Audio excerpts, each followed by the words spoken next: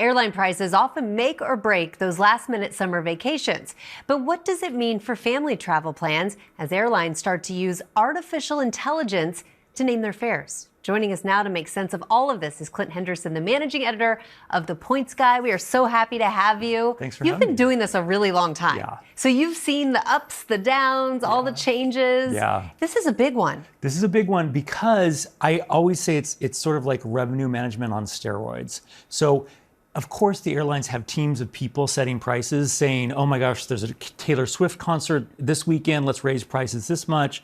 But imagine how much better a job a machine can do when you're constantly feeding it information, and it's just able to do the work of a lot of humans. So it's just revenue management on steroids, basically. And there are a lot of concerns about this. Actually, some senators are even expressing concern. They're calling this, they called it predatory. In a letter, they cited concerns about Delta using passengers' purchase history, social media, which I found shocking, and even, of course, financial status as well. Delta is pushing back on all of this, though. What are they saying? So Delta is saying they never use your personal information to set fares. In fact, that would come up against a lot of rules that the federal government has from the Department of Transportation. So Delta is not doing that. What they're doing instead is just looking at general information. Like you said, Taylor Swift concerts, exactly, things like that. When is demand going to be highest?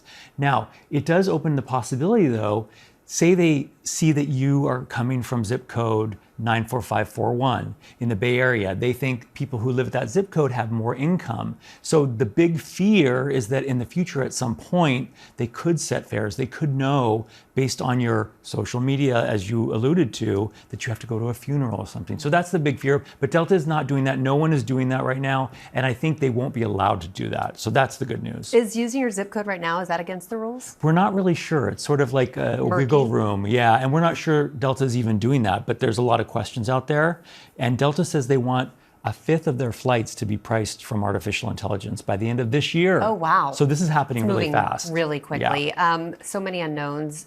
Could this be in any way good for travelers? Absolutely. So they could eventually be able to target you for cheaper prices because you're a new customer for Delta, for example, or they're going to give people who agree to use artificial intelligence in their booking process a discount or a faster path to elite status or cheaper upgrades. So there's all kinds of ways this could be beneficial, but generally if the airlines are investing in something, you know they're trying to raise to make prices. Money. Yeah, exactly.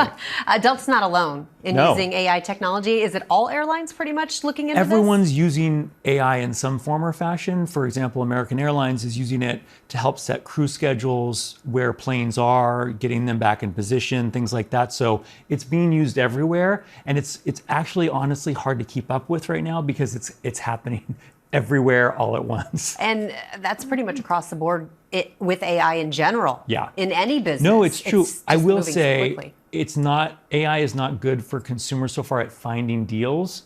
So there's a lot of room to grow on that. But here's my hope. My hope is that as a consumer, I'm able to use AI just as effectively as Delta is, and so it's a war and it's a standoff. It's a cold war. If it could be a win-win, that would be ideal. Nice. Let's talk about earlier this week because in the headlines, United faced that big tech outage. Over 1,000 flights were delayed, dozens were canceled.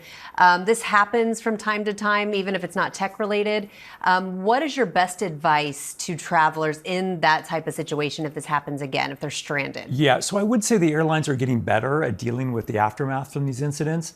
But here's what I would do. If it's a single airline incident, like it is for United in this case, or it was for Delta with CrowdStrike, at least the days afterwards, just rebook yourself. You got to take measures into your own hands. So, have the airline app installed on your phone, have the phone number, go to customer service and message them on social media.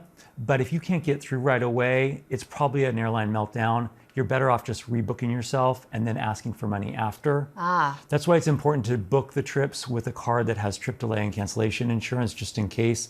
They can be your backstop if the airline says, sorry, we're not going to help you. Oh, wow. Okay, that's really good advice. Yeah. So a lot of kids headed back to school, but there's still a lot of summer left. Are there any last minute deals out there for families if they're looking to get away? Yeah, we talked about Delta raising prices, but actually this has been the summer of savings. It's been remarkable to see, even last minute. At the Points Guy, we usually tell you to book 1 to 3 months ahead of time for domestic flights. This summer, you've been able to find deals last minute. Right now, I'm seeing deals to San Francisco. So if you want to go round trip from the East Coast to the West Coast, under $200. Wow. Las Vegas is on sale for the first time in years. So prices have moderated. We're even seeing some deals with hotels cutting the resort fee. So remarkable stuff there. And if you want to go to Europe, under $500 round trip, it's common now. So if you just are flexible on Delta, American, United, to places like Rome and London, lots of good deals out there still. Okay. Well, that's and good. Shoulder season's the best time to travel. Shoulder season. What is shoulder season? So that's when you have to have a coat on. Oh. So it's either spring or late fall, and it's empty overseas then. Listen, I was just in Rome last month with my kids. It was blazing hot. I would have loved shoulder season. I'm telling you, October, November, even September, great prices, less crowds, and that chill in the air is perfection. Love it. Thanks. Such great advice. We want to thank the managing editor of The Points Guy, Clint Henderson. Thank you so much for your insight. Good to see you.